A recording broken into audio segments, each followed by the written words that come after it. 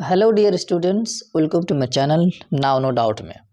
Dear students, आज की इस वीडियो में मैं आप लोगों को कक्षा 8 का गणित का अध्याय नंबर 5 का प्रश्नावली 5.1 हल करवाने जा रहा हूं। इस चैप्टर में आपको पढ़ना है वर्ग और वर्गमूल। यदि आप लोग मेरे चैनल पर नए हैं तो मेरे चैनल को सब्सक्राइब करें and press the bell icon की घंटी को दबाएं ताकि आने वाला वीडियो जैसे ही मैं अपलोड करूं सबसे पहले आपको जानकारी मिले, उसका नोटिफिकेशन सबसे पहले आपको पहुंचे। तो चलिए शुरू करते हैं। इस चैप्टर में आपको दो ही चीज़ के बारे में समझना है डियर स्टूडेंट्स, वर्ग और वर्गमूल। वर्ग किसे कहते हैं और वर्गमूल किसे कहते हैं, सबसे पहले इसको समझते हैं। इसका परिचय शॉर्ट में देखेंगे, उसके बाद फिर प्रश्नावली की तरफ हम लोग बढ़ेंगे। तो चलिए शुरू करते हैं। वर्ग और वर्गमूल। सबसे पहले 5.1 में आपको वर्ग से संबंधित बातें को पढ़ना है, समझना है और प्रश्नों को हल करना है। और जो वर्गमूल है ये आपको 5.2 में आपको हल करना है। तो सबसे पहले वर्ग किसे कहते हैं इसको आपको समझना पड़ेगा, उसके बाद हम बढ़ते हैं वर्गमूल की तरफ। वर्गमूल तो ऐसे आपका 5.2 में पढ़ना है। सबसे पहले वर्ग को हम समझाते हैं, उसके बाद हम चलेंगे वर्गमूल की तरफ और प्रश्न की तरफ। तो वर्ग जो है होता है वो क्या होता है, तो चलिए इसको थोड़ा सा हम समझा देते हैं आपको। सबसे पहली बात तो यह है कि वर्ग किसे कहते हैं। वर्ग कहेंगे वर्ग, या इसी को क्या बोलते हैं, स्क्वायर बोलते हैं। ठीक है, स्क्वायर बोलते हैं। यानी कोई भी संख्या है उसी संख्या को उसी संख्या से गुणे करने पर जो नंबर आपको प्राप्त होता है, जो गुणनफल प्राप्त होता है, वो उस संख्या का वर्ग होता है। आपको उदाहरण से समझाता हूँ मैं। यानी फॉर एग्जाम्पल 2 को 2 से ही अगर मल्टीप्लाई करें यानी गुना करें तो 4 प्राप्त होता है। मतलब 2 का वर्ग जो होगा आपका 4 होगा, और 2 का ये वर्ग हो गया, ये 4 हो गया। यानी जितने पावर रहेगा उतने बार ये गुना होगा, आपको पता है। तो 2 का जो पावर होता है इसी को वर्ग बोलते हैं, इसी को स्क्वायर बोलते हैं हम लोग। ठीक है, उसी तरह से 3 को अगर 3 से मल्टीप्लाई करें, गुना करें तो आपका 9 प्राप्त होता है। मतलब 3 का वर्ग जो होगा वो आपका 9 होगा। उसी प्रकार से जो भी नंबर है, 6 को 6 से अगर मल्टीप्लाई करते हैं, गुना करते हैं तो 36 होगा। यानी 6 का जो वर्ग होगा ये आपका 36 हो गया। ठीक है, तो इसी तरह से कि कोई भी नंबर है उसी नंबर से उसको गुना करने पर जो आपका गुणनफल प्राप्त होगा वो उस संख्या का क्या हो कहलाएगा, वर्ग कहलाएगा।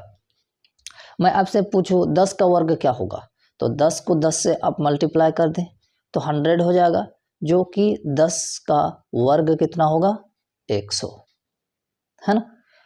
उसी तरह से 5 का, तो 5 को 5 बार अगर आप गुना करेंगे 25 होता है। यानी 5 का वर्ग अगर मैं पूछूं तो आप बता देंगे 25 होता है।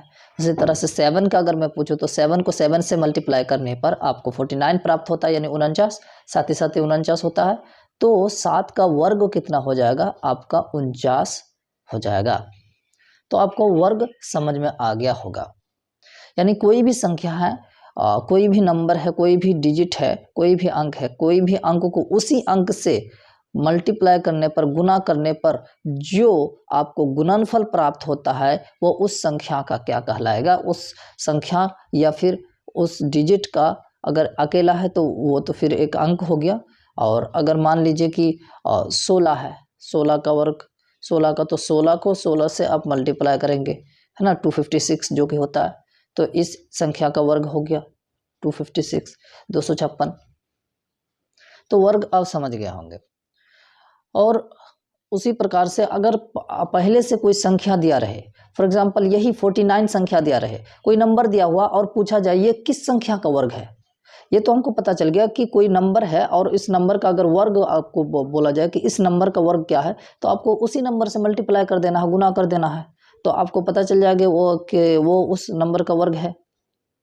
13 का अगर पूछ ले कि 13 का वर्ग क्या होता है, तो इसका तो आप बता देंगे कि 13 को 13 का 13 गुना 13 कर देंगे तो 13 का वर्ग आपके सामने निकल कर आ जाएगा, है ना।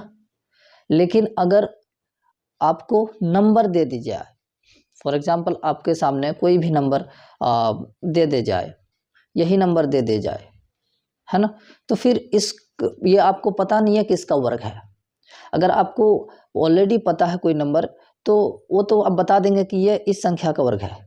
लेकिन अगर पता नहीं है 144 है फॉर एग्जांपल, ये किस संख्या का वर्ग है, ये तो आपको पता नहीं है।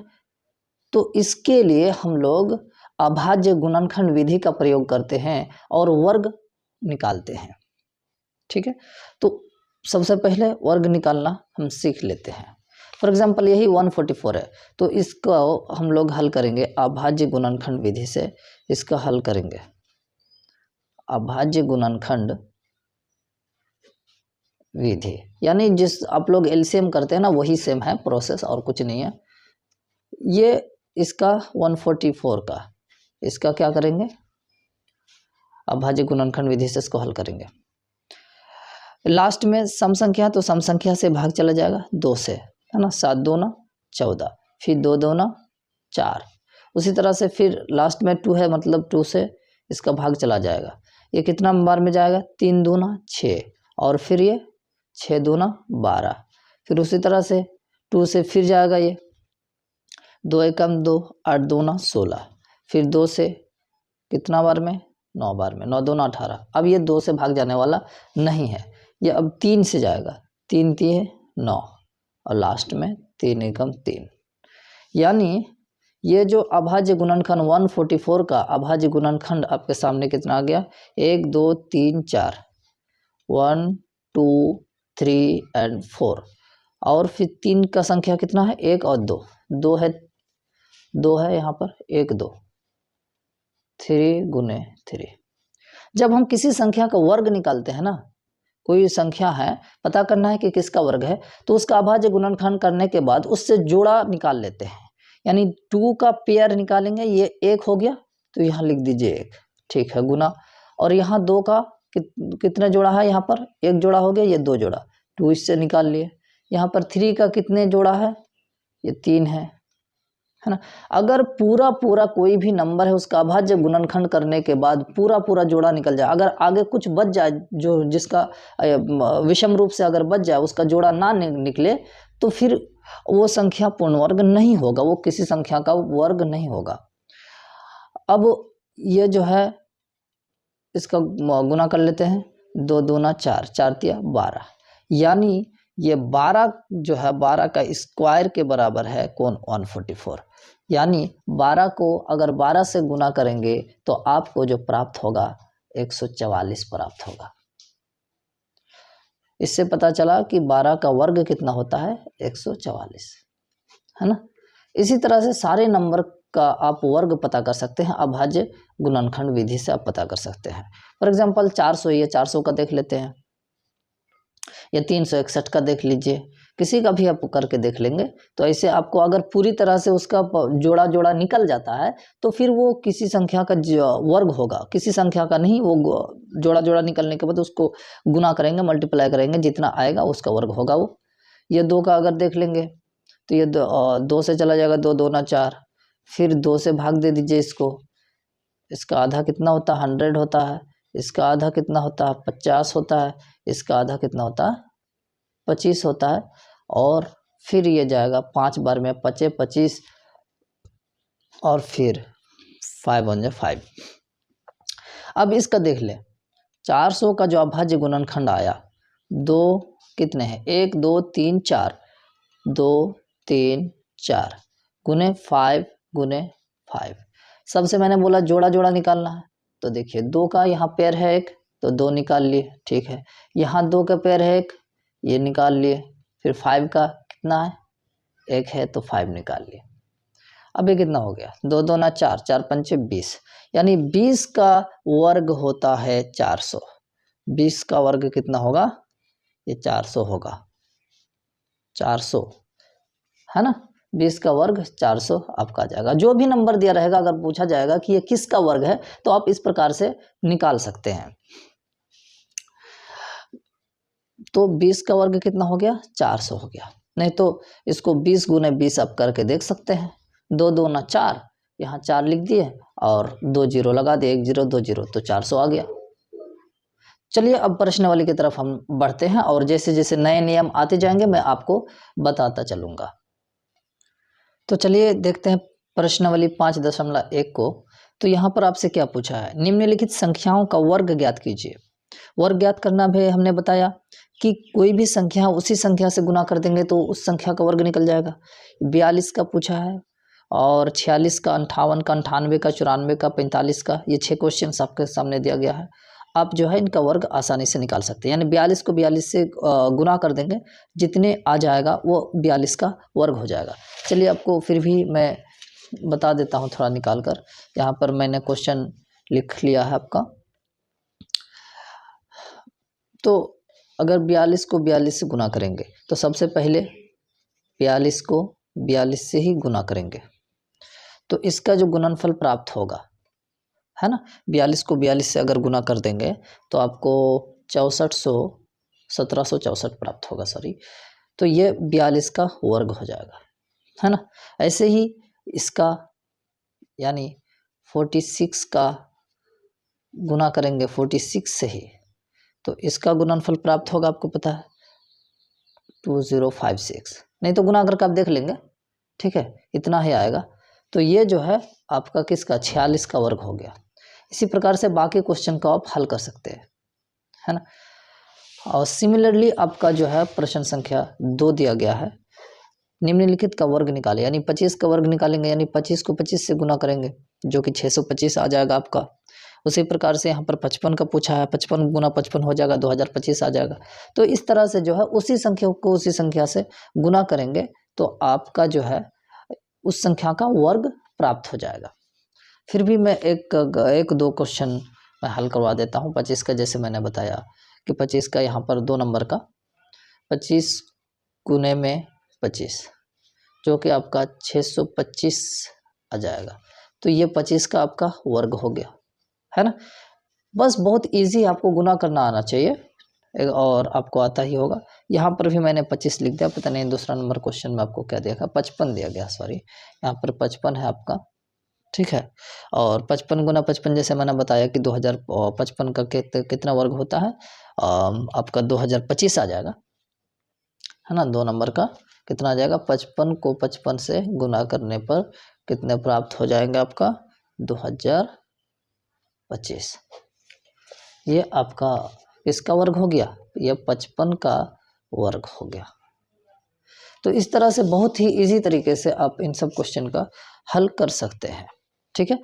तो 2 नंबर तक आप इस प्रकार से हल कर लेंगे, बहुत ही आसान है। बस उसको उसी संख्या को उसी संख्या से गुना करने पर जो नंबर आ जाएगा उस संख्या का वर्ग हो जाएगा।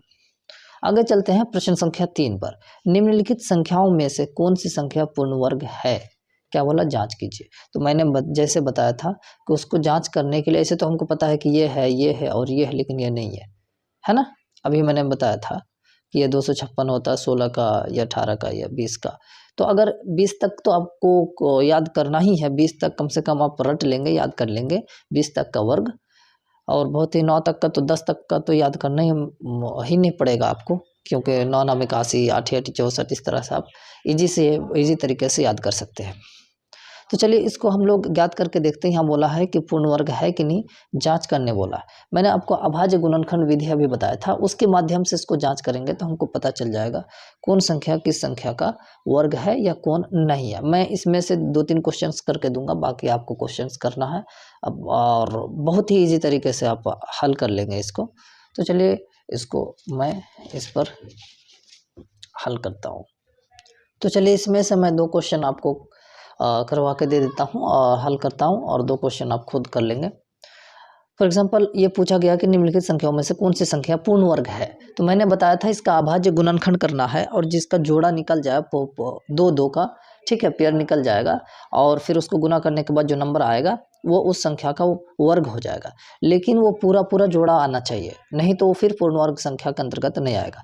1 नंबर की अगर बात करेंगे तो अभाज्य गुणनखंड सबसे पहले करेंगे।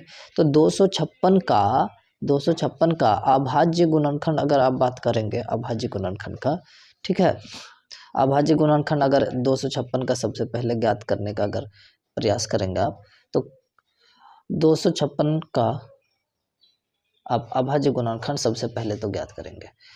तो किससे, 2 से कट जाएगा, 2 एकम 2, और फिर 2 दूना 4, फिर 8 दूना 16, ठीक है, फिर 2 से, है ना, 6 दूना 12, फिर 4 दूना 8, फिर 2 से काटेंगे, कितना बार में जाएगा ये, 3 दूना 6 आ जाएगा, 2 दूना 4 आ जाएगा, फिर 2 से 2 एकम 2 और फिर इधर एक गया तो 6 दूना 12 और फिर 2 से 8 दूना 16, फिर 2 से कितना बार में गया 4 और फिर 2 से कितना बार में 2 बार में और फिर 2 से 2 एकम 2। तो इसका अभाज्य गुणनखंड अगर बात की जाए, अभाज्य गुणनखंड कितना आया इसका अभाज्य गुणनखंड 256 का अभाज्य गुणनखंड की अगर बात की जाए, मैं इधर लिख देता हूँ 256 का अभाज्य गुणनखंड 256 का 1 2 3 4 है ना, गिन लीजिए 1 2 3 4 5 6 7 8, 8 है 2, तो 8 को मैं लिख ही देता हूँ 1 2 3 4 5 6 7 एंड 8, 1 2 3 4 5 6 7 8। अब 2 2 का जोड़ा निकालेंगे, ये 1 हो गया 2, ठीक है, ये 1 हो गया जोड़ा, इसमें से 1 निकाल लिए, ये हो गया 2, तो ये 2 हो गया, फिर ये उन्हें 2 हो जाएगा। तो ये कितना आ जाएगा आपके सामने 2 दूना 4 होता ना, 4 दूना 8 और फिर 8 दूना 16, यानी 256 जो है एक पूर्ण वर्ग संख्या, क्योंकि इसका पूरा पूरा जोड़ा निकल गया हमारा।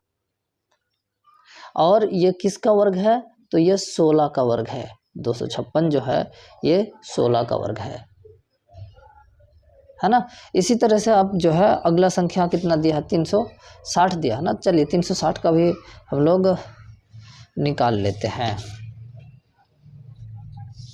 360 का अगर निकाल लेते हैं 360 का अभाज्य गुणनखंड सबसे पहले हम करेंगे, है ना। अभाज्य गुणनखंड करने के बाद फिर पता चलेगा कि ये पूर्ण वर्ग है या नहीं। 360 का अभाज्य गुणनखंड, चलिए इसका अभाज्य गुणनखंड हम ज्ञात कर लेते हैं। 360 का अभाज्य गुणनखंड ज्ञात करते हैं, तो ये 2 से जाएगा, लास्ट में सम संख्या या फिर 0 आएगा तो 2 से आप उसको भाग कर सकते हैं आसानी से, सब चीज़ें पता होगा आपको। चलिए 2 से 2 एकम 2, यहाँ 1 गया तो 16 हुआ ना, तो 8 2 ना 16, फिर 2 से आप भाग दें 9 2 ना 18, 0 तो 0 ही है।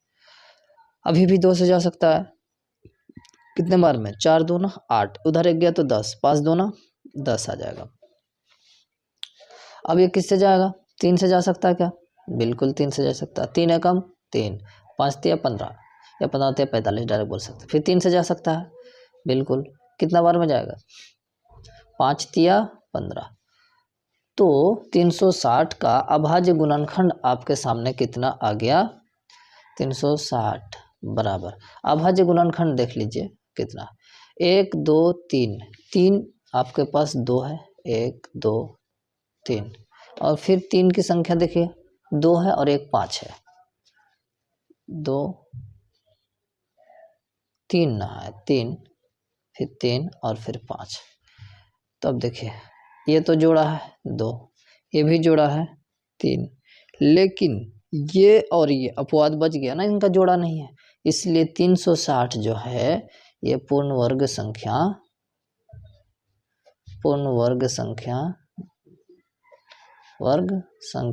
क्या होगा, नहीं होगा, नहीं है, ये पूर्ण वर्ग संख्या नहीं है। ठीक है, तो इस तरह से जो है आप इन सब प्रश्न का हल कर लेंगे। ठीक है, 324 भी है, 400 भी है। 400 का तो मैंने ऐसे भी समझाते समय शुरू में ही हल करवाया था आपके सामने में, 400 हो जाएगा। 324 भी है, ठीक है, यही सिर्फ नहीं था जो कि मैंने हल करवा दिया। अब अगला क्वेश्चन की ओर बढ़ते हैं। अगला क्वेश्चन में क्या आपसे कहा, निम्नलिखित संख्याओं में से कौन कौन पूर्ण वर्ग है, इनमें से कौन कौन पूर्ण वर्ग है। तो एक आपको फॉर्मूला याद रखना है, वो मैं बता देता हूँ। कोई भी संख्या है, ये आपको बातें याद रखना है। जिस संख्या के अंत में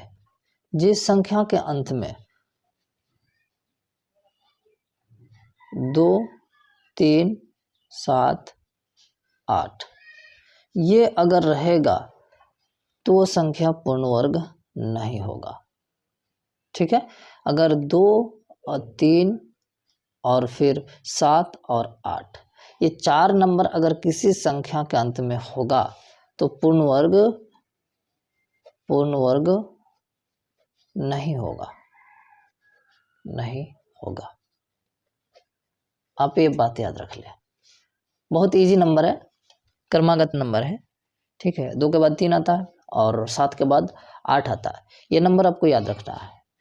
अब देखिए इसकी ओर बढ़ते हैं और इसको हल करते हैं कि इसमें कौन कौन पूर्ण वर्ग है, कौन कौन नहीं है। तो यहाँ देखिए 3 है ना, संख्या के इकाई में, जैसे संख्या के अंत में बोले इकाई में मतलब 3 है तो ये पूर्ण वर्ग ये नहीं होगा। लेकिन यहाँ 6 है बिल्कुल होगा, यहाँ 7 है तो नहीं होगा, यहाँ 8 है तो नहीं होगा। ठीक है, और यहाँ 9 है तो ये होगा, क्योंकि 2 3 7 8 हमने बोला था। तो ये 64 है, 4 की तो बात नहीं की, ये होता ही 8 8 64। 72 है, 2 आ गया ना, ये भी नहीं होगा। ये 3 आ गया, नहीं होगा। ये 8 आ गया, नहीं होगा। यानी इसमें 2 ही होगा, 16 और कितना 49 49 और 64, यानी 3 संख्या। उसके अलावा कोई भी पूर्ण वर्ग संख्या नहीं है। तो इनमें से पूछा कि कौन सा पूर्ण वर्ग संख्या नहीं है, तो आप लिख कर बता देंगे कि 13 पूर्ण वर्ग संख्या नहीं है। आप क्या लिख के बता सकते हैं? कितने प्रश्न संख्या आपका 4 है, तो उत्तर में आप इसका उत्तर नंबर 4 का क्या लिखेंगे? कितना है? 13 17 48, 13 17 48। उसके बाद कितने हैं? 72 डॉट डॉट, जो भी आगे नंबर है उसको आप लिख देंगे। ठीक है, पूर्ण वर्ग नहीं है। यही पूछा था कि पूर्ण वर्ग कौन नहीं है? पूर्ण वर्ग संख्या नहीं है, पूर्ण वर्ग संख्या ये नहीं होगा। आप इस बात को याद रखेंगे। ठीक है, अब आगे बोला है इसमें से सम संख्या के वर्ग है। आगे कितना आसान बात पूछा आपसे। इसमें क्या पूछा आपसे? यहाँ पूछा है कि निम्नलिखित में कौन सम संख्या के वर्ग है। अब सम संख्या के वर्ग है, इसका मतलब क्या हुआ? इसका मतलब ये हुआ कि जो भी संख्या 2 से विभाजित हो जाता है पूर्णतः, उसे सम संख्या बोलते हैं।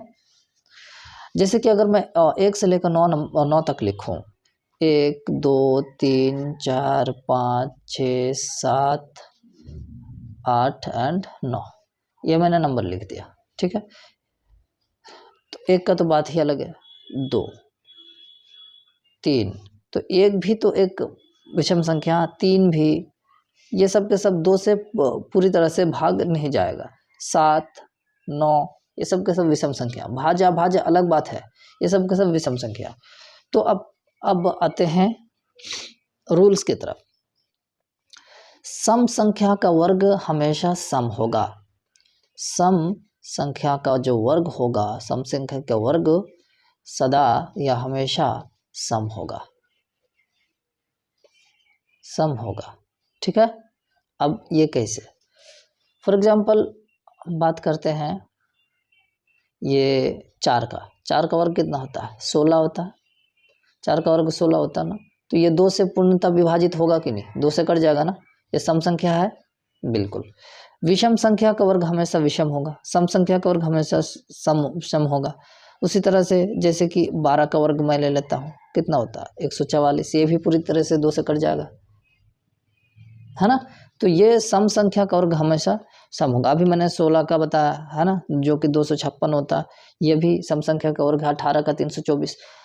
और दूसरा नियम क्या रखेंगे याद, कि जो विषम संख्या होगा, विषम संख्या यानी जो 2 से पूर्णतः नहीं कटता, विषम संख्या का जो भी वर्ग होगा, विषम संख्या का वर्ग क्या होगा? विषम होगा हमेशा। विषम संख्या का वर्ग विषम होता है, विषम होगा। ठीक है, अब ये बात याद रखें। जैसे 3 का वर्ग है, 3 का वर्ग कितना होगा? 9 होगा। 9 को 2 से भाग करके देखो, पूर्णतः विभाजित होगा? पूरी तरह से कटेगा? नहीं कटेगा। ठीक है, उसी तरह से अगर मैं 7 का बात करूँ, 7 का वर्ग का, तो 49, ये 2 से विभाजित होगा? कभी भी नहीं हो सकता। कोई भी संख्या ले लो, 13 का ही ले लो, 13 का वर्ग कितना होता है? 169। ठीक है, 169, ये पूरी तरह से 2 से भाग हो सकता है? कभी नहीं हो सकता। तो ये सब का सब विषम सम संख्या का वर्ग सम होगा और विषम संख्या का वर्ग विषम होगा। अब देखिए इसको हम हल करके देख लेते हैं। अब क्या इन संख्याओं का वर्ग निकालकर हम देखेंगे? सीधी बात है, ये विषम संख्या तो इसका वर्ग जो है विषम होगा। इसमें बोला है कि निम्नलिखित में से कौन सम संख्या के वर्ग है, तो जिसके अंत में सम संख्या है वो सम संख्या का वर्ग होगा, जो सम संख्या है वो सम संख्या का वर्ग होगा। क्योंकि ये विषम संख्या है इसका मतलब ये विषम संख्या का वर्ग है, ये विषम है इसका मतलब विषम संख्या का वर्ग है। विषम मतलब जो दो से पूरी तरह से विभाजित ना हो। और लास्ट वाला नंबर देख लेंगे, लास्ट में एक है तो वो विषम संख्या हो जाएगा। लास्ट में अगर आपका एक आ जाए या 3 आ जाए या 5 आ जाए या 7 आ जाए या 9 आ जाए 11, ये सब संख्या जो है 2 से पूरी तरह से भाग नहीं जा सकता, ये सब का सब विषम संख्या है। तो लास्ट वाला संख्या देख लेंगे, उसी से हमको पता चल जाएगा कौन है विषम कौन है सम। तो यहाँ पर देख सकते हैं कि ये सम संख्या का वर्ग होगा 196। उसी तरह से ये जो है आपका 256, ये भी सम संख्या, ये भी निम्नलिखित में से कौन सम संख्या के वर्ग है, यही पूछा हमको। और जो है ये विषम है, ये विषम है तो नहीं होगा। तो इसको आप कॉपी में लिख लेंगे, 196, 256 और 1296 ये सम संख्या का वर्ग है। इस तरह से आप लिख लेंगे। चलिए अगला क्वेश्चन की ओर बढ़ते हैं। अगला क्वेश्चन में आपसे क्या पूछा है इसको देख लेते हैं। यहाँ बोला है निम्नलिखित संख्याओं में से कौन सी पूर्ण वर्ग है। वही बात पूछा जो पीछे पूछा था, पूर्ण वर्ग है। पूर्ण वर्ग तो हमने अभाज्य गुणनखंड करके देखा कि अभाज्य गुणनखंड विधि से जिस संख्या का जोड़ा जोड़ा में संख्या निकल जाता है और फिर वो संख्या जो है पूर्ण वर्ग संख्या होता है, नहीं तो फिर उसको पूर्ण वर्ग संख्या कंसिडर नहीं करते। यहाँ और एक रूल अब पढ़ेंगे, रूल नंबर 4 ये है आपका इस वीडियो में। ये क्या कहता है कि अगर कोई संख्या है और अंत में संख्या का अगर अंत है, संख्या का अंत में अगर जीरो की संख्या, जीरो की अगर संख्या का अंत में अगर जीरो की संख्या विषम हो यानी बिजोड़ा हो, जोड़ा जोड़ा में ना हो, विषम हो तो वो जो संख्या होगा, वो जो संख्या होगा ना वो पूर्ण वर्ग नहीं होगा। वो संख्या पूर्ण वर्ग नहीं होगा। ठीक है, वो संख्या क्या नहीं होगा, पूर्ण वर्ग नहीं होगा। ये बात आप याद रखेंगे। ठीक है, जिस संख्या के भी अंत में विषम जीरो हो, यानी जोड़ा जोड़ा जीरो नहीं, जैसे कि एक जीरो है इसका मतलब ये संख्या पूर्ण, जो भी संख्या होगा पूर्ण वर्ग नहीं होगा। उसी तरह से 3 जीरो हो, ये भी विषम है। उसी तरह से 5 जीरो हो, 4 तो सम हो जाएगा ना, 5 जीरो हो, तो ये सब अगर संख्या होगा तो वो सब का सब विषम संख्या होगा, पूर्ण वर्ग संख्या नहीं होगा। तो यहाँ बोला निम्नलिखित से कौन से पूर्ण वर्ग संख्या है, तो जीरो देख लीजिए, यहाँ पर 400, यहाँ पर सम संख्या जीरो का, यानी जोड़ा में जीरो है, तो इसका मतलब यही है पूर्ण वर्ग संख्या। कौन सी है? और बाकी यहाँ देखते हैं 3 है तो ये पूर्ण वर्ग संख्या नहीं होगा, या 1 जीरो है पूर्ण वर्ग नहीं होगा, 1 2 3 4 5 जीरो ये भी नहीं होगा। ठीक है, जिस संख्या के अंत में जीरो की संख्या सम हो, यानी 2 हो, 4 हो, 6 हो, 8 हो, 10 हो, वो सब के सब जो है संख्या पूर्ण वर्ग होगा, नहीं तो नहीं होगा। अब आगे चलते हैं। इस सब को अगर मैं कॉपी में डिटेलिंग से कराऊं तो समय लगेगा बहुत, प्रश्नावली ये लंबा है, इसे भी वीडियो लंबा होता जा रहा है। चलिए अगला क्वेश्चन की ओर बढ़ते हैं। कोष्ठक में सही संख्या लिखे, कोष्ठक में सही संख्या सारे, यानी ये जो खाली जगह पर, तो क्या आप 24 का वर्ग करेंगे, 24 का पहले वर्ग निकालेंगे, माइनस फिर 23 का वर्ग निकालेंगे, फिर 24 का वर्ग में से 23 का वर्ग घटाएंगे और जितना आएगा यहाँ भर देंगे। वो तो एक तरीका है कि आप वैसे कर सकते हैं, लेकिन उसमें बहुत ज़्यादा आपका समय लग जाएगा। इसलिए इसका एक फार्मूला आप याद रख लीजिए, बहुत ही शॉर्टकट फार्मूला मैं बता रहा हूँ कि अगर सारी संख्या पर अगर आप ध्यान देंगे तो क्रमागत है, उल्टा साइड से 23 के बाद 24, 121 के बाद 102 है ना, 500 के बाद 501 आता है, 399 के बाद 400 आता है ना, ये सब का सब क्रमागत है। इस तरह से राइट साइड से क्रमागत है। ठीक है, तो जब भी क्रमागत संख्या का वर्ग का डिफरेंसेस पूछा जाए, ठीक है, दोनों में अंतर का मतलब माइनस ही होता है। ठीक है, दोनों का वर्ग का अंतर पूछा जाएगा ना, तो दोनों संख्या को जोड़ देंगे, कुछ नहीं करेंगे, दोनों संख्या को जोड़ देंगे। ठीक है, यहाँ सिंपली आप बोल सकते हैं कि यहाँ 23 24 का वर्ग है, माइनस में क्या पूछा 23 का वर्ग, और यहाँ पर बॉक्स देकर आपको पूछा है कि यहाँ क्या आएगा बराबर में। तो या तो आप इसको लंबे करके बनाएं, है ना, 24 का पहले वर्ग निकालो, फिर 23 का वर्ग में से घटाओ जितना आएगा। नहीं, आप क्या करेंगे कि अगर क्रमागत संख्या है, क्रमागत संख्या का वर्ग का अंतर अगर पूछा जाए तो दोनों वर्ग का जोड़, दोनों संख्याओं का योग हो जाता है, यानी दोनों संख्या जुड़ जाता है। यानी 23 को 24 में क्या कर देंगे, जोड़ देंगे। 23 को 24 में क्या कर देंगे, जोड़ देंगे। कितना होता है, 4 और 3 7 हो जाता है, 2 और 2 4 होता है, यानी 47 इसका आंसर है। ऐसे भी 24 का वर्ग माइनस में 23 का वर्ग करके देख लेंगे, फिर भी आपका कितना आएगा 47। तो जब भी दो क्रमागत संख्या होगा और दोनों में अंतर पूछा जाएगा तो वो दोनों संख्याओं का योग हो जाएगा। योग मतलब इस दोनों संख्याओं को जोड़ देंगे, ठीक है, दोनों संख्याओं को जोड़ देंगे, जो नंबर आ जाएगा वही उसका आंसर होगा। तो 23 को 24 से 24 में अगर जोड़ेंगे तो कितना आया 47 आ गया ना। उसी तरह से ये भी क्रमागत है, 102 का वर्ग निकालते रहो तुम, तो ये दोनों को जोड़ देंगे। 102 में 101 को जोड़ोगे तो 103 आ जाएगा कि नहीं, है ना, 203 आ जाएगा कि नहीं, 100 और 100 203, ठीक है 203। उसी तरह से यहाँ पर इसको जोड़ देंगे, 500 500 1000 और 1000 में 1 तो कितना हो गया 1001 आ जाएगा, 1001। ये दोनों को भी जोड़ देंगे, क्रमागत है। 400 400 800, लेकिन एक कम है तो 799, है ना। तो बहुत ही इजी तरीके से इसको आप सॉल्व कर सकते हैं। चलिए अब प्रश्न संख्या 8 की ओर बढ़ते हैं। निम्नलिखित में कौन सा त्रिक पाइथागोरस त्रिक है। अब लो भाई, ये पाइथागोरस त्रिक क्या है, इसको अब समझते हैं हम लोग। पाइथागोरस त्रिक क्या कहता है, बहुत ही इजी है। आप नया है इसलिए नया नाम अगर सुन रहे पहली बार तो घबराना नहीं है, बहुत ही आसानी से मैं बताऊंगा इसको। पाइथागोरस त्रिक, ये पाइथागोरस त्रिक क्या कहता है कि अगर कोई भी ऐसा 3 संख्याओं का समूह जिनमें 2 संख्याओं का वर्ग का योग तीसरा संख्या के वर्ग के बराबर होता है। नहीं समझ में? फॉर एग्जाम्पल 4 5 60 या 3 4 5 ले लेते हैं, एक संख्या का योग है। जरूरी नहीं कि क्रमागत ही हो, क्रमागत मतलब लगातार संख्या हो, 3 के बाद 4 आए, 4 के बाद 5 आए, कोई भी नंबर दे दे आपको। 3 संख्या का ऐसा समूह जिसमें 2 संख्याओं का वर्ग तीसरा संख्या के वर्ग के बराबर होना चाहिए। जैसे कि फॉर एग्जाम्पल वर्ग का तो समझ ही रहे हैं, स्क्वायर। जैसे कि 5 का वर्ग है, ये एक संख्या हो गया 5, 5 का वर्ग कर लेते हैं। इनके एक संख्या का वर्ग, जो बाकी 2 संख्या उनके वर्गों के योग, यानी दोनों को वर्ग करके जोड़कर उनके बराबर आना चाहिए, तब वो पाइथागोरस त्रिक कहलाएगा। जैसे 5 का वर्ग कितना होता है 25 होता है, 5 गुना 5 25 होता है कि नहीं। 3 गुना 3 कितना होता है, यानी 3 3 9 होता है, और फिर 4 चौक 16 होता है, और फिर ये 25 और ये भी कितना आ गया 25। ये पाइथागोरस त्रिक कहता है कि ऐसे 3 संख्या का समूह जिनमें एक संख्या का वर्ग बाकी 2 संख्याओं के वर्गों के योग के बराबर है। दोनों संख्याओं के वर्ग के योग वर्ग करने के बाद योग के बराबर होगा तीसरा संख्या का वर्ग।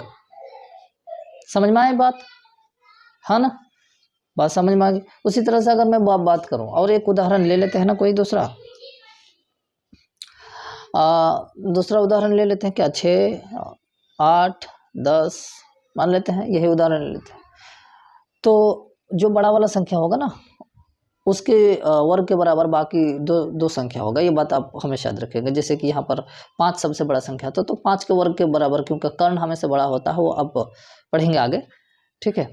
तो जैसे कि 10 है, तो 10 का वर्ग के बराबर ये दोनों का योग होना चाहिए, वर्गों का योग होना चाहिए।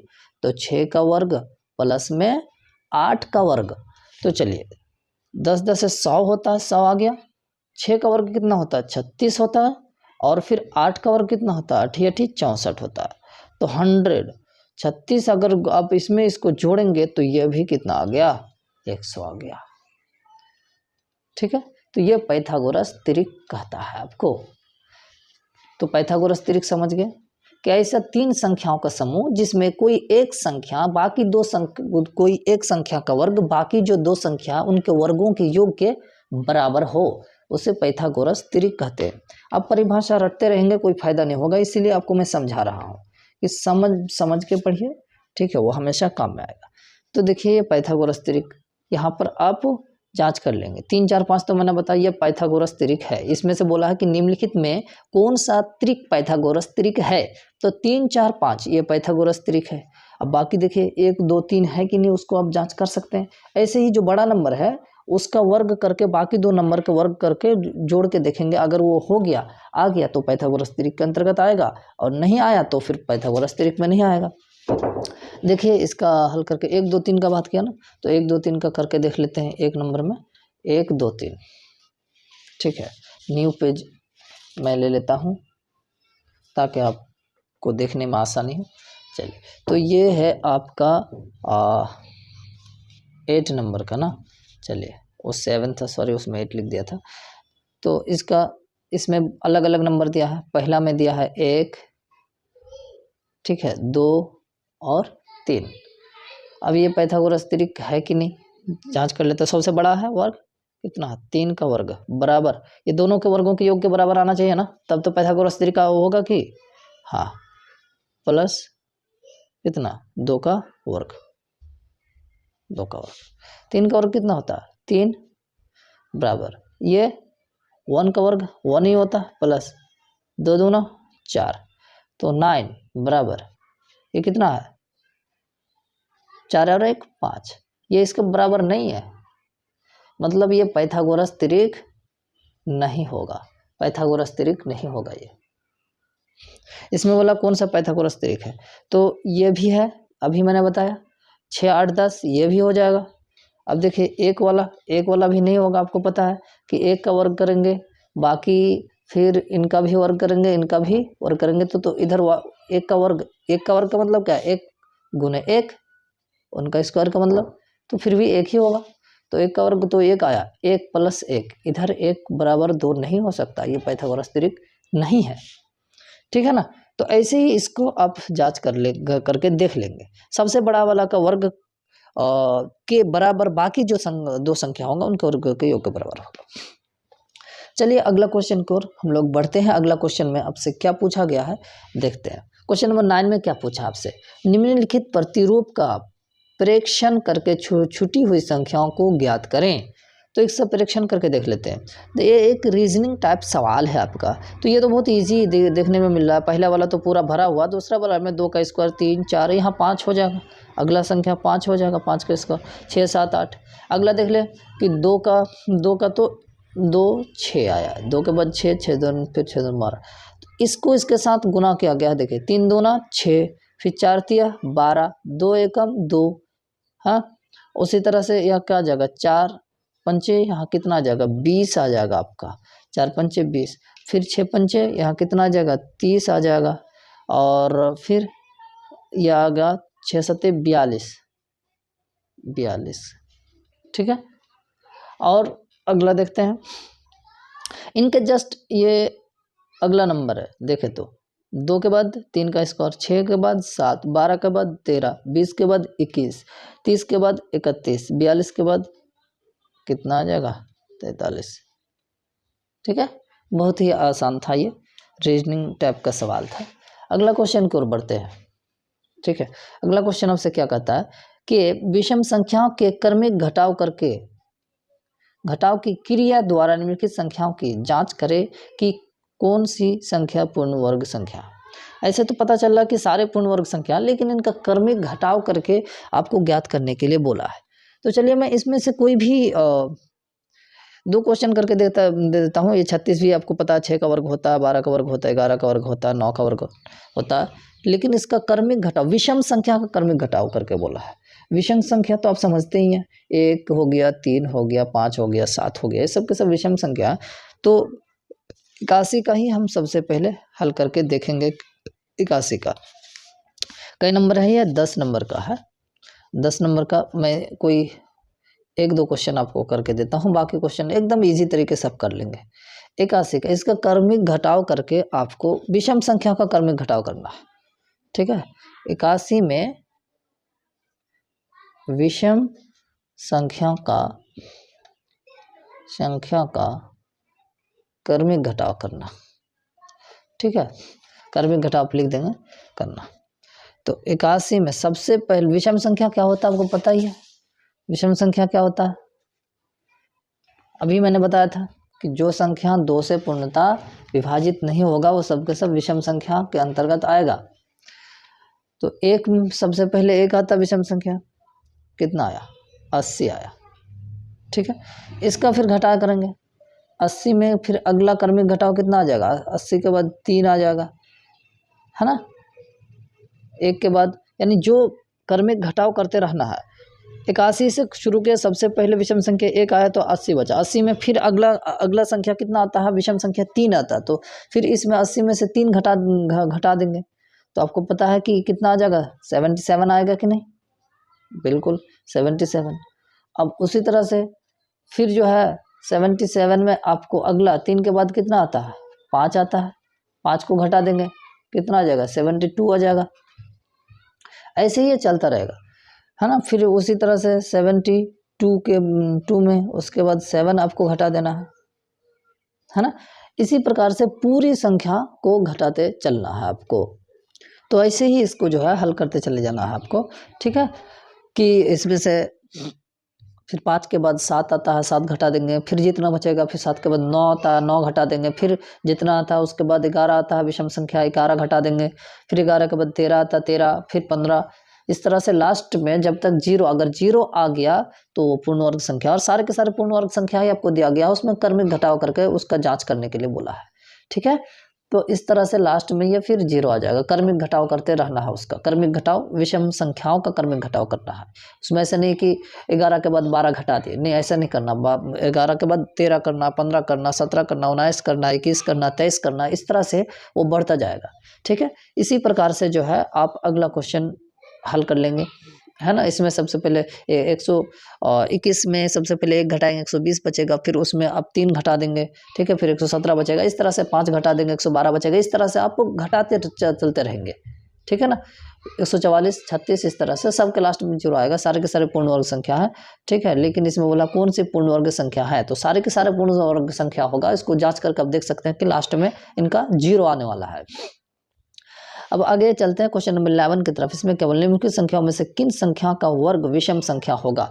तो अभी मैंने जस्ट बोला कि सम संख्या का वर्ग सम संख्या होगा और विषम संख्या का वर्ग क्या होगा, विषम संख्या होगा।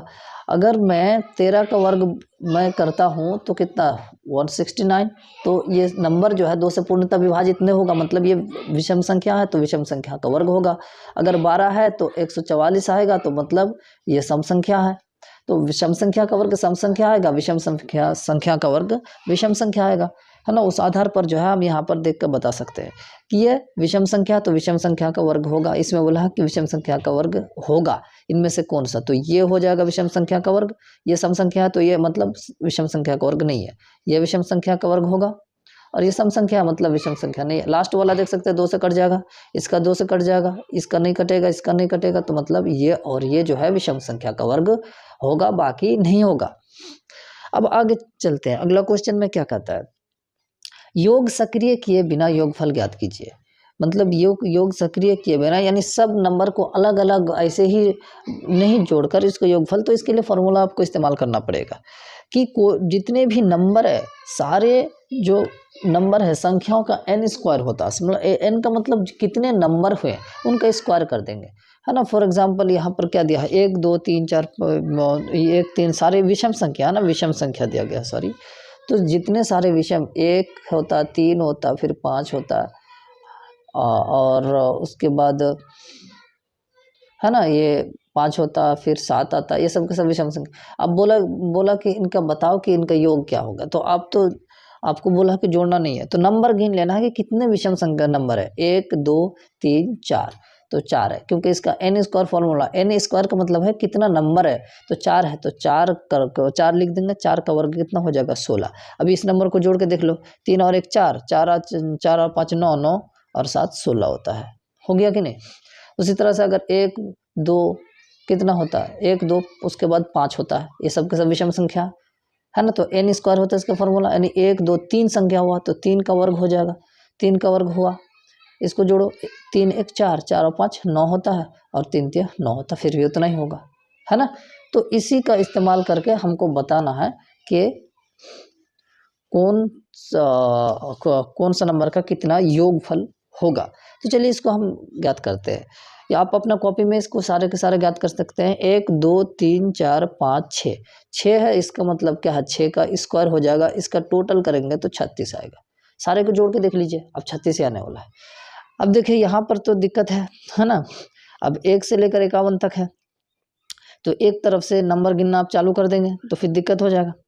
क्या करना ना, इन संख्या को 2 से डिवाइड कर देना है, जो लास्ट वाला नंबर है, और उसमें 1 जोड़ देना है, और उसका फिर वर्ग कर देना है। मतलब क्या हुआ कि अगर इसको 2 से अगर भाग करेंगे 51 को, तो 51 तो 2 से भाग नहीं जाएगा पूरी तरह से, लेकिन 50 जाएगा ना। तो 50 जाएगा अगर, तो 50 को 2 से, इसका आधा कितना हो जाएगा, 25 मान के चलो, है ना। तो 51 को हम भाग कर देंगे 2 से, कॉपी में मैं करके दिखा देता हूँ आपको। लास्ट वाला नंबर अगर मतलब ये लंबा चौड़ा नंबर रहे, यहाँ तो आपने गिन लिया, लेकिन ऐसा डॉट डॉट डॉट डॉट वाला जब समस्या होगा तो लास्ट वाला नंबर को 2 से भाग कर देना आपको। तो चलिए मैं 51 को 2 से भाग कर देता हूँ। 51 को 2 से भाग कर दिया तो 50 मान के चलो, तो 25 आया, ठीक है। और उसमें 2 से भाग करने के बाद 1 जोड़ देना, 1 जोड़ देना, तो कितना आ गया, 26। तो 26 का वर्ग जितना आएगा, ठीक है, 26 का वर्ग जितना आएगा उतने ही वो सारी संख्या को जोड़ने पर आएगा। चलिए ये तो बात आप समझ गए, है ना। मतलब 26 गुने 26 कर देंगे, 26 गुने 26 कर देंगे। 26 का वर्ग का मतलब क्या हुआ, 26 गुने 26, जो कि आपको कितना होता है, 26 का वर्ग की अगर बात करें 676 होता है ना, 676, है ना। तो इसी तरह से जो है सारी संख्याओं का आप जो है वर्ग क्या करेंगे, निकाल लेंगे। तो 51 को आपको सबसे पहले जो नंबर है लास्ट में उसको 2 से भाग करना है, 2 से भाग करने के बाद उसमें 1 जोड़ दे देना है। तो 50 को 2 से भाग किए तो 25 आया, 25 में 1 जोड़ दिया तो 26 आया। तो 26 का वर्ग जो है यहाँ पर आप लिख देंगे, जो कि 676 अभी मैंने जस्ट बचाया है ना, 676 हो जाएगा। 101 है यहाँ पर, तो 101 का आधा, 101 का आधा तो पूरी तरह से 100 का आधा 50 होगा ना, तो 50 में 1 जोड़ देंगे तो 51 आ जाएगा। तो 51 का वर्ग यहाँ पर लिख देंगे। उसी तरह से, लेकिन ये जो नंबर है ये थोड़ा सा अलग है। चलिए कोई बात नहीं, इसको हम लोग हल करते हैं। कैसे, 21 का आधा कितना होता है, 21 का आधा तो नहीं होगा, लेकिन 20 का होगा, 20 का 10 होता है। 10 में, चलिए इसको मैं हल करके दिखा देता हूँ आपको अलग से, ताकि आपको समझने में आसानी हो। ये लास्ट वाला है आपका 21 है ना, सॉरी। तो ये 21 है, तो 21 का आधा तो नहीं होगा, 21 का आधा 20 मान के चलो, इसमें 1 जोड़ देंगे तो 21 आ जाएगा, सॉरी 10 होगा। तो 10 में यानी कितना आ गया, 11, है ना। 11 का वर्ग कितना होता है, 121 होता। अब देखो, अब 121 इसका आंसर नहीं होगा, क्यों, इसलिए कि ये देखिए एक तरफ से था, इधर गायब है। कई नंबर गायब है विषम संख्या की बात की जाए तो, एक तो 1 गायब है, और एक 3 गायब है, और एक 5 गायब है। उसके बाद ही 7 आता है ना, उसके बाद 9 11 13, इस तरह से चलते चलते किस तक गया है। यानी इसमें जो है आपका 3 संख्या गायब है, एक 1 3 और एक 5, ये तीनों संख्या गायब है। तो तीनों का वर्ग करो, 1 2 3, 3 संख्या का वर्ग करेंगे 9। तो ये तो हमने जो निकाला है ये टोटल का निकाला 121। तो 121 में आपको 9 माइनस कर देना है, ठीक है।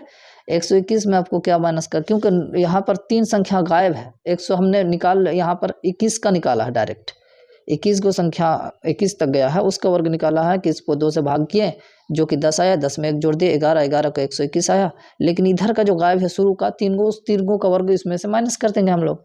तो 3 1 2 3 संख्या का वर्ग किए तो 9 आया, ठीक है। और 9 को इसमें से घटा देंगे, तो 11 में से अगर 9 जाएगा तो आपका कितना आ जाएगा, 11 में से 9 जाएगा, 9 2 11 आता है, यहाँ पर 112, इसका कितना आ जाएगा आंसर, 112 आप लिख देंगे, है ना। चलिए अगला संख्या की ओर बढ़ते हैं। निम्नलिखित संख्याओं के वर्गों की इकाई का अंक क्या होगा।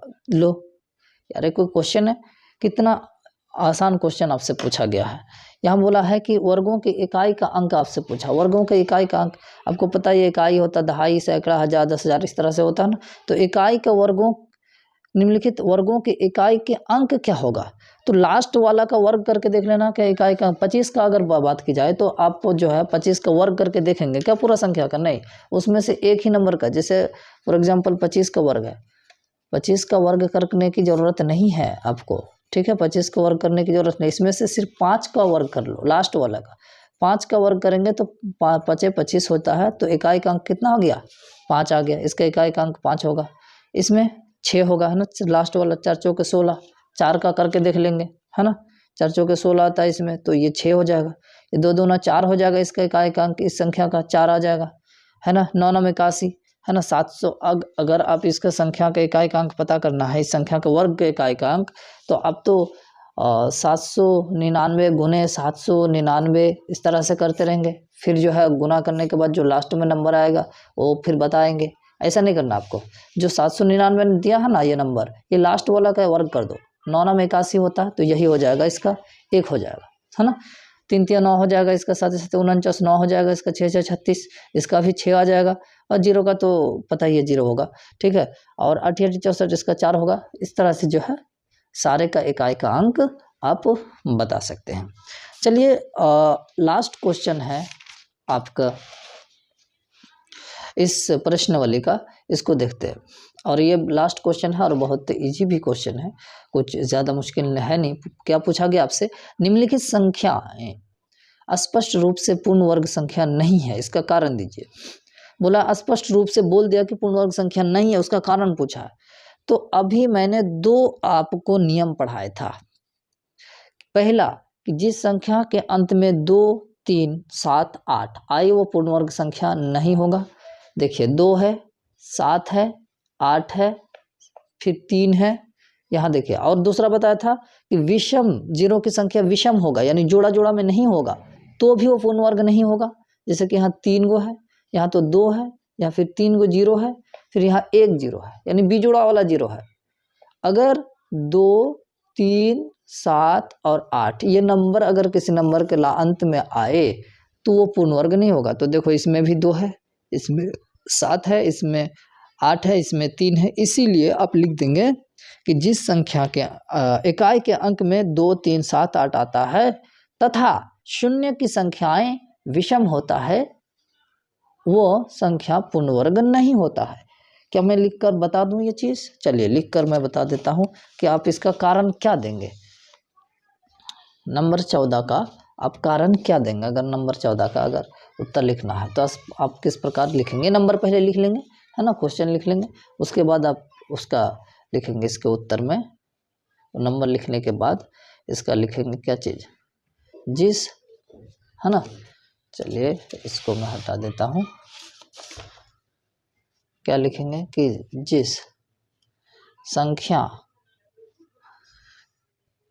के इकाई का अंक, है ना, इकाई के अंक में क्या क्या रहे, क्या क्या रहे? 2 3 7 8, या अंत में क्या रहेगा? या अंत में विषम 0 हो, विषम 0, है ना। शून्य की संख्या क्या हो? विषम हो, तो वह संख्याएं पूर्ण वर्ग नहीं होगा, पूर्ण वर्ग नहीं होगा, है ना। तो इस तरह से लिख सकते हैं। तो दोस्तों आज के वीडियो में बस इतना ही। अगर आप लोग मेरे चैनल पर नए हैं तो मेरे चैनल को सब्सक्राइब करें। धन्यवाद।